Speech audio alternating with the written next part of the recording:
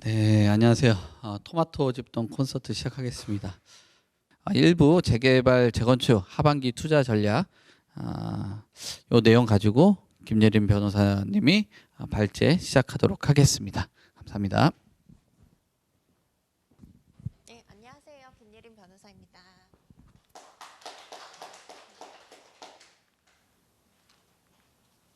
네, 저는 이제 법무법인 신목에서 대표 변호사인데 재개발 재건축 부동산만 전문으로 하고 있어요. 물론 이제 다른 사건도 하기는 하는데 거의 비중이 높지는 않아요. 그래서 재개발 재건축 관련해서 제가 이제 많이 하는 거는 뭐 조합원 입주권 컨설팅이라던가 뭐 이런 부분들 이제 권리 분석해서 법률 관계나 이런 것들이 좀 복잡한 사례들이 많거든요. 그래서 그런 것들을 뭐 사전에 미리 좀 봐드린다거나 또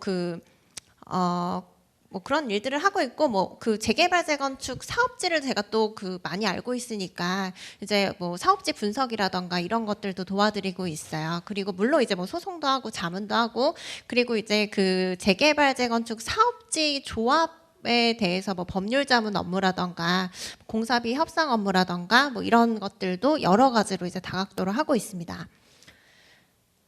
그래서 오늘은 이제 제가 재개발 재건축 투자를 하려고 하실 때 그래서 굉장히 복잡하죠. 굉장히 복잡하고 좀 생소하고 하실 수밖에 없는데 그 중에서도 이제 일부 꼭 체크를 하셨으면 좋겠다라고 생각이 드는 거 몇 개를 가지고 왔어요.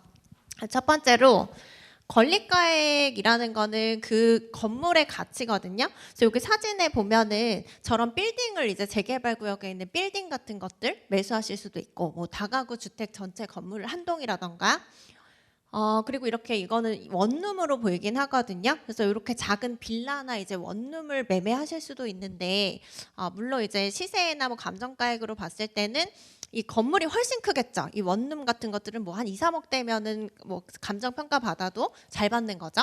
근데 이 건물은 뭐 몇십억 가는 경우들도 있으니까. 그리고 사진 속에 보면 지금 한남 2구역이거든요. 이런 데는 뭐 7, 80억 가는 거죠. 그러면 이제 권리가액이라는 거는 이 기존 건물의 감정 평가라고 보시면 되는데 대략적으로 어느 쪽에 투자하는 게 더 좋다고 보이세요? 큰 거 사시는 게 좋을 것 같으세요? 그러세요? 근데 재개발 재건축 구역에서는 작은 건물 사시는 게 좋아요. 작은 거. 왜냐면은 이게 그 가격이 높아지면 재건축 재개발 구역에서는 이제 권리가액, 감정평가액에 이게 나중에 이제 재개발 재건축 사업이 다 되면 내가 가지고 있던 건물을 조합해주고 그리고 싼값에 아파트를 분양받은 권리를 받으시는 거예요. 그러다 보니까 이 권리가액에 프리미엄이 붙어서 거래가 되는 거거든요. 그럼 이 권리가액 자체가 커버리면 그럼 매매 가격이 너무 높아지겠죠. 네, 그렇게 되면은 수요가 좀 한정적일 수밖에 없기 때문에 좀 거래가 어렵다라고 보시면 되고 그리고 이제 권리가액에 붙는 프리미엄은 사실 거기서 거기에요. 오히려 커질수록 권리가액이 클수록 수요가 줄어들기 때문에 프리미엄이 더 낮을 수 있다라고 생각을 하시면 되기 때문에 일반적으로 거래하실 때는 뭐 특별한 사정이 없으면 권리가액이 좀 작은 물건들이 재개발 재건축 구역에서는 인기가 있다라고 보시면 돼요. 근데 뭐 재건축은 좀 다를 수는 있어요. 재건축은 이제 또 큰 평수를 또 받으신다거나 뭐 이런 경우 좀 다를 수 있는데 재개발은 일반적으로 이제 권리가액이 좀 작은 물건이 좀 가볍기 때문에 잘 팔린다라고 보시면 되는데 이제 좀 특수한 경우들이 있죠. 여기 한남 2구역 같은 경우라고 한다면 사실은 이게 뭐 한 7, 80억 가는 건물이라고 하더라도 펜트하우스 수요들이 있잖아요. 그래서 이제 조합원들 중에서 권리가액이 상당히 상위 순위에 있다라고 하면은 펜트하우스 뭐 신청을 한다거나 이런 것들은 또 이제 수요가 있을 수가 있기 때문에 또 가능할 수가 있죠. 뭐 강남 재건축이라던가. 그래서 아주 특수한 경우가 아니면은 좀 권리가액이 작은 물건을 거래하시는 게 그래도 좋다라고 보시면 돼요. 그래서 이제 뒤에서 말씀을 드리겠지만 재개발 구역에서 좀 인기가 많은 물건 중에 하나가 무허가 건물이거든요. 그래서 뚜껑이라고 부르는데 그 무허가 건물을 거의 가서 보시면은 막 쓰러져 가는 건물을 몇 억 주고 사시는 거거든요. 그래서 이거를 왜 사냐라고 생각을 하실 수가 있는데 그 무허가 건물 같은 경우에는 감정 평가 금액이 뭐 몇백만 원밖에 안 나와요. 그러니까 프리미엄만으로 거래가 되는 거죠. 근데 이게 무허가 건물도 모든 무허가 건물이 다 입주권이 나오는 건 아니고 이제 일부 일정한 요건을 갖춰야만 또 이제 받을 수가 있기 때문에 그래서 보시면은 매매가 자체가 낮아서 이제 거래가 좀 활발히 이루어지는 상품이다 보니까 권리가액 자체가 낮아도 좀 인기가 많은 물건으로 좀 거래가 되고 있는 거죠.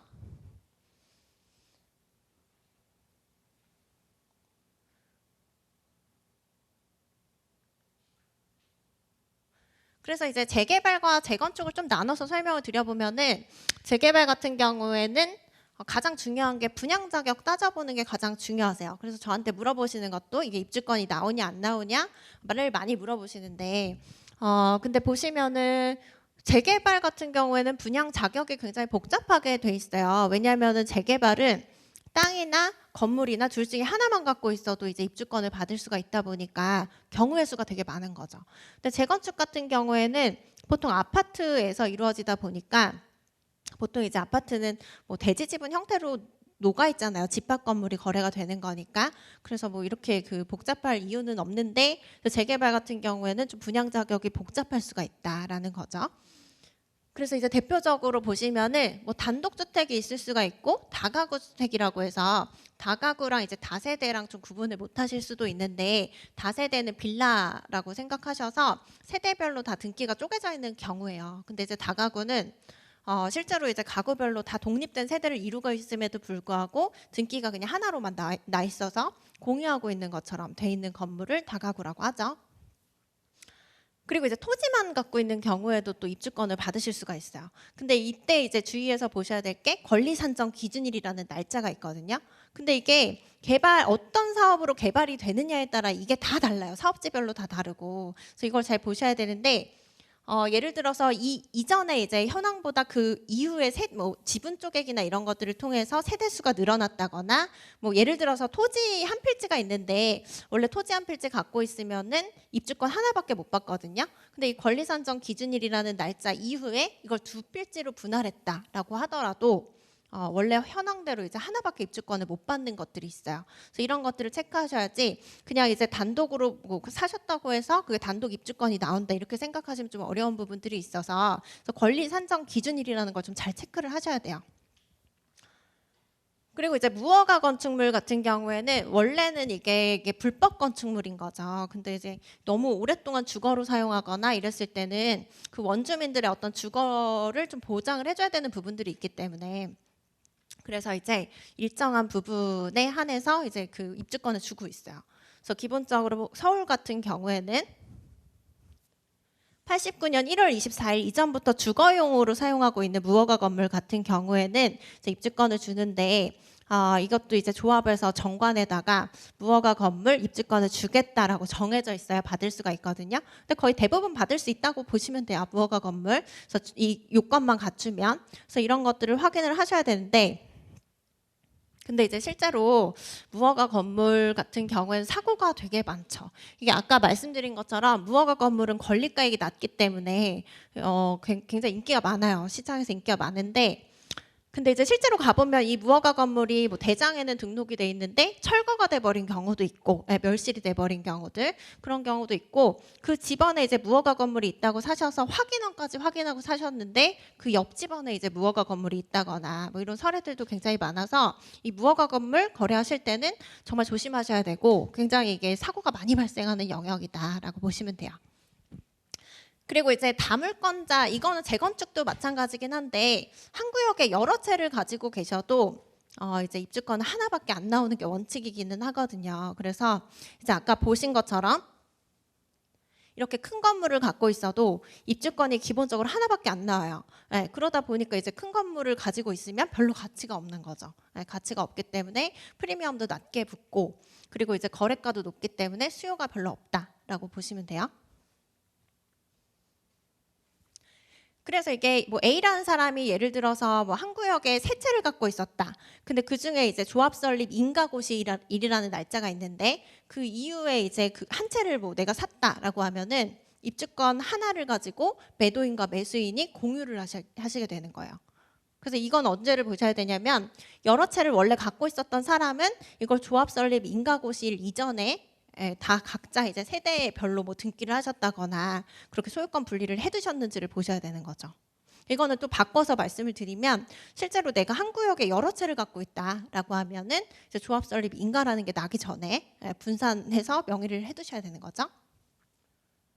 그리고 지금은 이제 투기과열지구는 거의 다 해제가 돼서 별로 이제 그 걸릴 건 없는데 뭐 강남이나 용산 같은 경우에는 투기과열지구 아직도 지정이 되어 있잖아요. 그래서 그런 데서 보시면은 일정 기간 전매 제한이 있을 수가 있어요. 근데 이거를 이제 거래를 막 하시죠. 불법적으로. 그래서 얼마 전에 제가 이제 컨설팅 했던 사례 같은 경우에도 불법 전매인데 가지고 오신 거예요. 그래서 이런 경우에는 좀 그 어려운 문제들이 생길 수가 있기 때문에 좀 미리미리 확인을 하셔야 되는 거죠.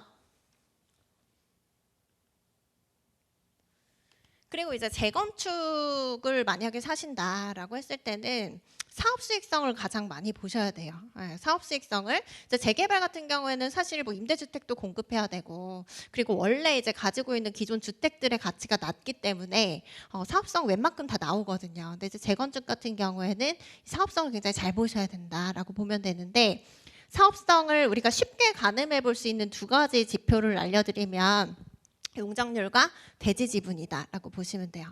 그래서 용적률이라는 거는 그 아파트가 존재하는 그 지역에 따라서 다 정해져 있죠. 상한 용적률 자체가.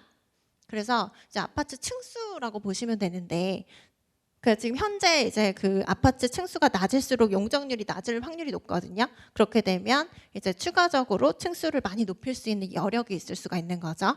이게 재건축, 뭐 재개발도 마찬가지인데 재건축 같은 경우에는 기존의 아파트를 새로 지었을 때 조합원한테 분양하고 남은 건 이제 일반 분양 하시는 건데 이 일반 분양 숫자가 많을수록 이제 수익이 많아질 수밖에 없는 거잖아요. 그래서 이게 추가 세대를 얼마나 지을 수 있느냐 이게 가장 중요하다고 보시면 돼요. 그래서 이거 두 가지를 결정짓는 요소가 용적률과 대지 지분이다라고 보시면 되는데 그래서 이게 용적률 관련해서 뭐 이렇게 대략적으로 한번 제가 계산을 해본 거예요.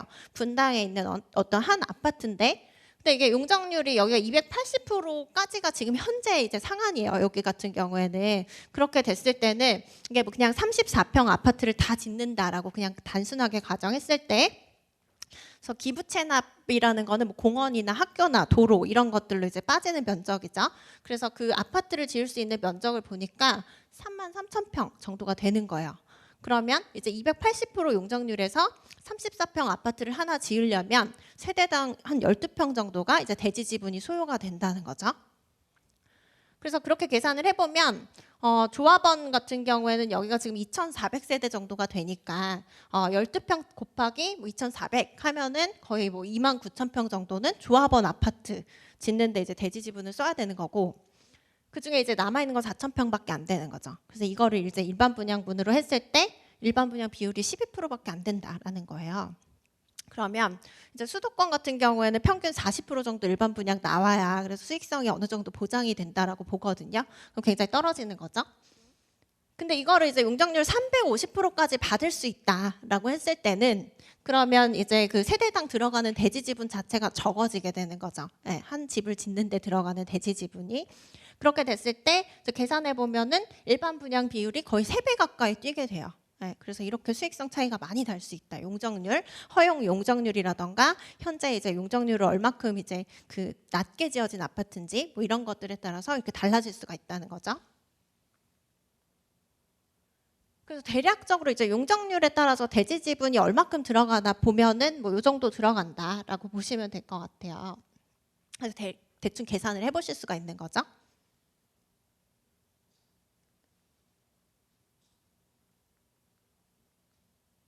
그리고 이제 두 번째로 중요한 거는 대지 지분인데 대지 지분 같은 경우에는 대지권의 목적인 토지 면적 곱하기 대지권 비율이라고 보시면 돼요. 그래서 서울 같은 경우에는 보통 14평 이상 나오면은 뭐 재건축 수익성 어느 정도 나온다 이렇게 보기는 하거든요. 그래서 크면 클수록 좋은 게 대지 지분이죠.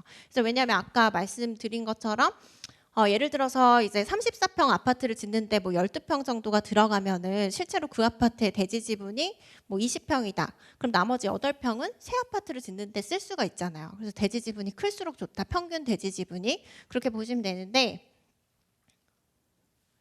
그래서 여기는 이제 그 용산구에 있는 아파트예요. 그래서 보시면은 여기는 지금 남산 경관지구 최고 고도지구로 묶여 있어가지고 7층 이상 못 짓는 곳이거든요. 네, 그럼에도 불구하고 보시면은 평균 대지 지분이 너무 높아요. 거의 30평 가까이 되죠. 그래서 이런 데는 사실 재건축을 하더라도 이제 고도 제한이 걸려 있지만 그럼에도 불구하고 수익성이 나올 수 있다. 네, 그래서 대지 지분이 굉장히 중요하다라는 거죠. 그리고 이제 세 번째로 보셔야 될 거는 재개발, 재건축 다 마찬가지인데 사업지에 어떤 호재들이 있는지 뭐 이런 것들 보셔야 되는데 뭐 예를 들어서 GTX 호재라던가 뭐 이런 교통망 호재가 있을 수가 있고 그리고 이제 노후 지역을 뭐 대규모로 개발한다라고 하면은 기존에 이제 보시는 거는 굉장히 거기가 낙후된 지역이라는 이미지를 갖고 계시기 때문에 이게 대규모로 개발됐을 때 상당히 이제 그 많이 올라가는 그런 효과들이 있어요. 그래서 한남동 뉴타운 같은 경우라던가 그리고 마이언 뉴타운 그리고 뭐 신림동 뭐 이런 데도 다 마찬가지죠. 그래서 이제 입주권 상태일 때는 비교적 저평가된 그런 매물들이 많이 나온다라고 보시면 돼요. 그리고 이제 그 정책에 따라서 좀 규제가 완화돼서 그거에 따라 수혜를 보는 곳들이 있어요. 그래서 대표적으로 최근에 서울시에서는 이제 고도 제한 완화 같은 것들 발표를 했죠. 그래서 그거에 따라서 좀 수혜를 받는 지역들이 있을 수가 있거든요.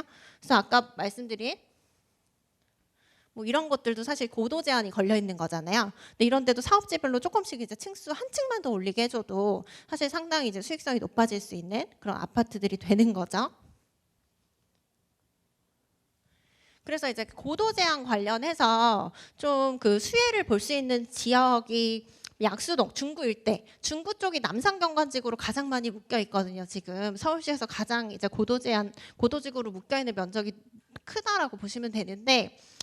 이 일대를 좀 보셔도 좋을 것 같아요. 그래서 신당동 쪽이라던가 뭐 약수동 쪽 이런 데 아직도 저렴하게 이제 살 수 있는 매물들이 있어서 보시면 되는데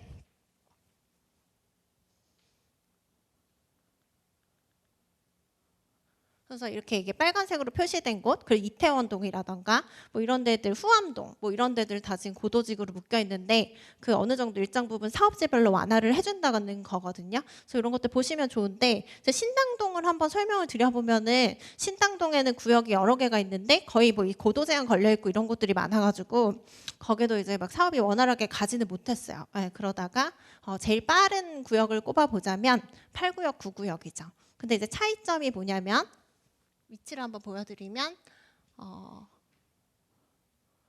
이제 8구역 같은 경우에는 청구역 부근이라고 보시면 되고요. 9구역은 이제 버티고개역 근처여서 좀 한남동, 이태원동 쪽에 가까운 지역이죠. 입지적으로는 좀 더 좋다고 보이는데 이 두 지역의 좀 차이점은 뭐냐면 이제 9구역 같은 경우에는 고도 제한이 걸려 있어요. 최고 고도지구로 지정이 돼 있어서 그래서 거기 7층까지밖에 못 지어요. 네, 못 짓기 때문에 지금 프리미엄 차이를 보면 근데 8구역은 35층까지 지을 수가 있거든요. 그래서 둘이는 지금 시공사 선정 단계여서 사업 단계도 비슷하다고 보시면 돼요.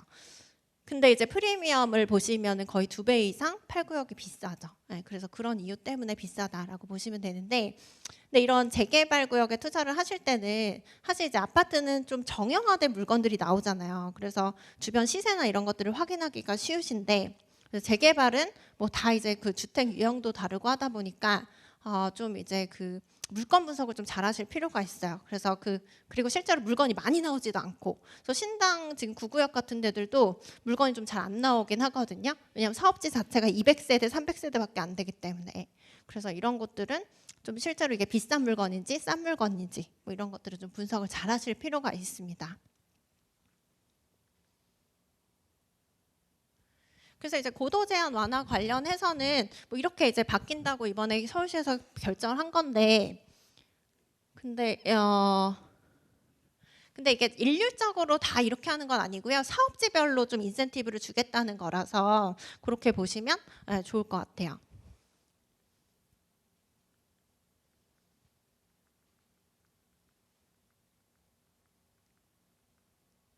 그래서 이제 어쨌든 재개발 재건축 투자를 좀 하신다라고 생각을 하시면은 사실 이게 그냥 그 구역에 있는 뭐 어떤 주택을 매수하신다고 해서 단독 입주권을 받는다거나 어떤 사업 수익성을 보장받는다거나 그렇게 보시기는 어렵거든요. 그래서 생각보다 굉장히 좀 까다로운 투자다라고 보시면 되고, 그래서 이제 그 재개발 같은 경우에는 말씀드린 것처럼 이제 뭐 입주권 이제 사시기 전에 이게 진짜 입주권이 나오고 문제가 없는 매물인지라던가 이제 매물별로도 수익성이 좀 달라질 수 있는 면들이 있어서 이제 아파트가 막 거래되는 게 아니기 때문에 그래서 그런 것들을 이제 권리 분석을 좀 잘해 두셔야 될 필요가 있고, 재건축 같은 경우에는 전체적인 사업 수익성을 좀 잘 보셔야 되는 거죠. 그래서 그런 부분들을 좀 잘 보셔서 재개발 재건축 투자하실 때는 좀 고려하시면 좋을 것 같고요. 그리고 이제 그 재개발 재건축 투자는 사실 시간을 많이 들여야 되는 만큼 또 이제 저렴한 투자금으로 들어가셔서 나중에 수익을 많이 볼 수 있는 투자 수익률이 높은 투자이기도 하거든요. 그래서 그런 점들을 좀 고려하셔서 나한테 맞는 이제 자금 계획이라던가 그리고 이제 내가 언제쯤 입주하면 좋겠다 이런 사업지들을 좀 선별을 하셔서 투자처를 마련하시면 될 것 같습니다. 그래서 오늘 여기까지 하겠습니다. 질문 이따가 주시면 돼요.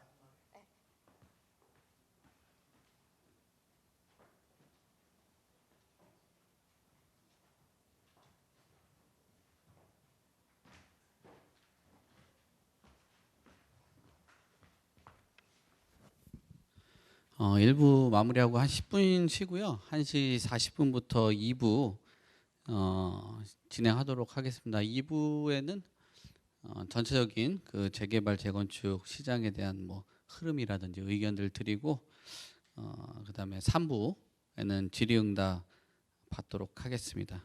예. 뭐 질문 말씀을 주신 것 같은데요. 선생님 질문 들으면 다음 진행이 좀 느리니까 마지막에 받도록 하겠습니다. 자, 잠깐 그 1시 40분까지 쉬고요.